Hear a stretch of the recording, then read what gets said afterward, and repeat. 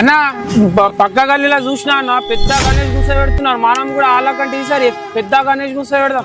DJ బ్యాండ్లతోటి మస్తు దింగానా చేద్దామన్న ఈసారి కూడా మనం చేద్దాం కదా. వాళ్ళకన్నా ఖతర్నాక్ చేద్దాం మనం. చేయాల్సిందే కదా. ఇట్లా మనం ప్రతిసారి మంచిగా చేస్తాం, ఈసారి కూడా మంచిగా చేద్దాం. ఏమంటాం మనం? కాంపిటీషన్ అంటే ఎట్లుంటది? ఒక్క నిమిషం ఆగు. గణేష్ ని నిలబెట్టేది పూజించనీక, పక్క గల్లీలతో లొలి పెట్టుకోనిక. హిందువులందరూ ఒక్కడిగా కావడం కోసం అని చెప్పేసి ఆ కాన్సెప్ట్ లో తీసుకొచ్చిండ్రు. మళ్ళా పక్క గల్లోడు ఇట్లా చేస్తున్నాడు, మనకు మనమే కాంపిటీషన్ పెట్టుకున్నాడు ఏంద్రా భయ్, నాకు అర్థం కాదు. తెల్లాడితే మళ్ళా ఫ్రెండ్ అని చెప్పేసి ఆంతోటే కదా కాలేజ్కి పోతాడు పక్క గల్లీలతోటే. ఇవన్నీ పెద్ద పెద్ద గణేషులు, బల్పం గణేషులు నిలబెట్టడం వల్లనే ఇదంతా కథ. అదే మట్టి గణేషుని నిలబెట్టినాం అనుకో, దాంతో ఎన్నో రకాల ఉపయోగాలు ఉన్నాయి.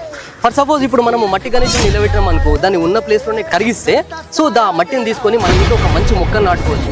ఆ మొక్క మన ఇంట్లో ఉన్నన్ని రోజులు గణేశుడు కూడా మన ఇంట్లో ఉన్నట్టే కదా. ఈ సంవత్సరం అన్నా మనం మట్టి గణేషుని నిలబెట్టడానికి ట్రై చేద్దాం. ఏమంటారు? సరేనా చేద్దాం.